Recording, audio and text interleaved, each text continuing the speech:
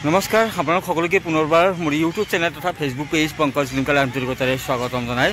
লৈ আনিছে এই মুহূৰ্তত এটা ভাল লগা খবৰ আৰু এই বিশেষ ভাল লগা খবৰটি হৈছে যে অন্য বছৰৰ দৰে এইবেলিও গোৱালপাৰা জিলাৰ ধূপধৰাত অনুষ্ঠিত কৰিবলৈ লোৱা হৈছে বাইকৰ উৎসৱ আৰু এইবেলি অষ্টম বাৰ্ষিক বাইকৰ উৎসৱ অনুষ্ঠিত কৰিবলৈ লোৱা হৈছে গোৱালপাৰা জিলাৰ ধূপধৰা আঞ্চলিক ৰাভা ছাত্ৰ সন্থা ধূপধৰা আঞ্চলিক মহিলা পৰিষদ আৰু ধূপধৰা আঞ্চলিক ষষ্ঠ অনুসূচী দাবী সমিতিৰ উদ্যোগত আৰু মোৰ পিছফালে আপোনালোকে দেখি আছে এয়া শালনীবাৰী আৰু এই শালনীবাৰীৰ মাজতে এই অষ্টম বাৰ্ষিক যি পূজাভাগী সেই বা উৎসৱ সেই উৎসৱ অনুষ্ঠিত কৰিবলৈ লোৱা হৈছে আৰু বিশেষকৈ কৃষিভিত্তিক এই উৎসৱটি এইবেলি অষ্টম বৰ্ষত ভৰি দিছে আৰু অহাকালি এদিনীয়া বৰ্ণাঢ্য কাৰ্যসূচীৰে অনুষ্ঠিত হ'বলৈ গৈ আছে এই অষ্টম বাৰ্ষিক যি উৎসৱ সেই উৎসৱটি তো কি ধৰণৰ কাৰ্যসূচী ৰূপায়ণ কৰা হ'ব সেই সম্পৰ্কত আপোনালোকক জনাই দি আছোঁ গতিকে চাই থাকক সম্পূৰ্ণ ভিডিঅ'টো আৰু এই আপোনালোকক দেখুৱাই দিছোঁ এয়া হৈছে ৰাভা ছাত্ৰ সন্থা ধূপধৰা আঞ্চলিক ৰাভা ছাত্ৰ সন্থাৰ কাৰ্যালয় আৰু এই কাৰ্যালয়ৰ অপজিট দিশত পিঠাৰ বাইকদামত অনুষ্ঠিত হ'বলৈ গৈ আছে এই অষ্টম বাৰ্ষিক যি বাইক উৎসৱ সেই বাইক উৎসৱটি আৰু এদিনীয়া বৰ্ণাঢ্য কাৰ্যসূচীৰে অহাকালি ৰাতিপুৱাৰ ভাগৰ পৰাই অনুষ্ঠিত হ'ব বাইক উৎসৱ আৰু এই বাইক উৎসৱৰ লগত সংগতি ৰাখি বহুৰঙী প্ৰতিযোগিতা অনুষ্ঠিত কৰা হৈছে ইয়াৰ লগে লগে লেৱা টানা প্ৰতিযোগিতা অনুষ্ঠিত কৰা হৈছে বহুৰঙী প্ৰতিযোগিতাৰ যি প্ৰথম পুৰস্কাৰ সেয়া ৰখা হৈছে নগদ 10,000 টকা দ্বিতীয় পুৰস্কাৰ ৰখা হৈছে 7,000 টকা তৃতীয় পুৰস্কাৰ হিচাপে ৰখা হৈছে 5,000 টকা আৰু নিচুকনি বঁটা হিচাপে 2,000 টকাকৈ দুটা দলক প্ৰদান কৰা হ'ব ইয়াৰ লগে লগে যি লেৱা টানা প্ৰতিযোগিতা দৃশ্যাংশ আপোনালোকে দেখি আছে সেয়া আপোনালোকে দেখি আছে লেৱা টানা প্ৰতিযোগিতাৰ দৃশ্যাংশ তো এই লেৱা টানা প্ৰতিযোগিতাৰ প্ৰথম যি পুৰস্কাৰ পুৰুষৰ বাবে ৰখা হৈছে 7,000 টকা দ্বিতীয় পুৰস্কাৰ ৰখা হৈছে 5,000 টকা মহিলাৰ বাবে একেই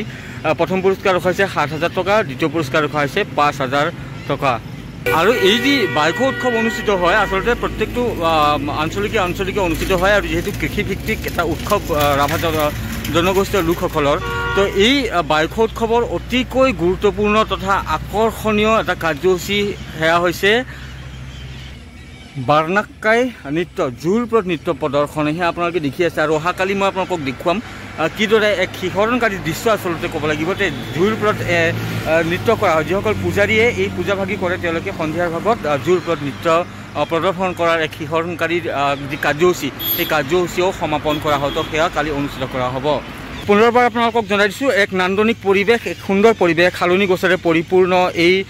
যি পিঠাৰ বাইকদাম এই বাইকদামতে অহাকালি এদিনীয়া বৰ্ণাঢ্য কাৰ্যসূচীৰে অনুষ্ঠিত হ'বলৈ গৈ আছে এই বাইক উৎসৱ আৰু ধূপধৰা আঞ্চলিক ৰাভা ছাত্ৰ সন্থাৰ ধূপধৰা আঞ্চলিক মহিলা পৰিষদ ষষ্ঠ অনুসূচী দাবী সমিতিৰ উদ্যোগত আৰু স্থানীয় ৰাইজৰ সহযোগতে অনুষ্ঠিত হ'বলৈ গৈ আছে এই অষ্টম বাৰ্ষিক বাইক উৎসৱটি আৰু ইয়াৰ বাবে তেওঁলোকৰ যি প্ৰস্তুতি সেই প্ৰস্তুতি সুন্দৰভাৱে ইতিমধ্যে সমাপন হৈছে আপোনালোকে দেখি আছে দেখুৱাই আছে আপোনালোকক সামগ্ৰিক দৃশ্যাৱলী আৰু ইয়াতে তেওঁলোকৰ যি বাইক উৎসৱটি সেই বাইক উৎসৱ বা পূজাভাগী সেই পূজাভাগী অনুষ্ঠিত কৰা হ'ব আপোনালোকে দেখি আছে স্ক্ৰীনত আৰু ইয়াতে যিসকল পূজাৰী তেওঁলোকে আহি এই পূজাভাগী অনুষ্ঠিত কৰিব আৰু সুন্দৰভাৱে সুকলমে যাতে অনুষ্ঠিত হৈ যায় বা কৃষিকৰ্ম অনাগত সময়ত যি তেওঁলোকে কৃষিকৰ্মত জড়িত হ'ব সেই ফচলসমূহ যাতে নদন বদন হৈ উঠে ইয়াৰ লগে লগে সমাজৰ পৰা যাতে অপায় মংগল আঁতৰ হয় তেনেধৰণৰ আচলতে উদ্দেশ্য আগত ৰাখি এই যি বাইক উৎসৱ সেই বাইক উৎসৱটি উদযাপন কৰি থকা হৈছে বা কৰি আহি থকা হৈছে অহাকালি ধূপধৰা আঞ্চলিক ৰাভা ছাত্ৰ সন্থা মহিলা পৰিষদ আৰু ধূপধৰা আঞ্চলিক ষষ্ঠ অনুসূচী দাবী সমিতিৰ লগতে স্থানীয় ৰাইজৰ সহযোগত অহাকালি অন্য বছৰৰ দৰে এইবাৰ আমি অষ্টম বাৰ্ষিক বাইক উৎসৱটো এদিনীয়া কাৰ্যসূচীৰে পালন কৰিবলৈ ওলাইছোঁ আৰু এই কাৰ্যসূচীত আচলতে আমাৰ দিনটোৰ কাৰ্যসূচীত আছে প্ৰথমে আছে পতাকা উত্তোলন আয়া বাইকৰ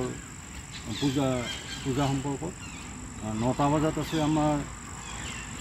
শ্বহীদ বেদীত শ্বহীদ তৰ্পণ লগতে আমাৰ 10টা বজাত আমাৰ আছে বৃক্ষৰোপণ লগতে আমাৰ বিধি বিধান আয়া বাইকৰ বিধি বিধান হিচাপে 10টা বজাত পূজা আৰম্ভ হ'ব এইখিনিয়ে লগতে আমাৰ যিখিনি বহুৰঙী প্ৰতিযোগিতা আছে লগতে লেৱা টনা প্ৰতিযোগিতা আছে আৰু সেইখিনি আমি 12টা বজাত আৰম্ভ কৰিম আৰু শেষ নহ'লৈকে এই কাৰ্যসূচী খেলৰ কাৰ্যসূচীখিনি শেষ নোহোৱালৈকে আমি নিশ্চয় চলাই যাম বুলি ভাবিম। সেই পতাকা উত্তোলন কৰা হ'ব, তাৰপিছত শ্বহীদ তৰ্পণ, তাৰপিছত গছপুলি ৰোপণ, বাইশ বিধি অনুসাৰে পূজা আৰম্ভ কৰা হ'ব, বহুৰঙী নৃত্য প্ৰতিযোগিতা অনুষ্ঠিত কৰা হ'ব, লেৱা টনা প্ৰতিযোগিতা অনুষ্ঠিত কৰা হ'ব আৰু তাৰপিছতে সম্বৰ্ধনা অনুষ্ঠান 2025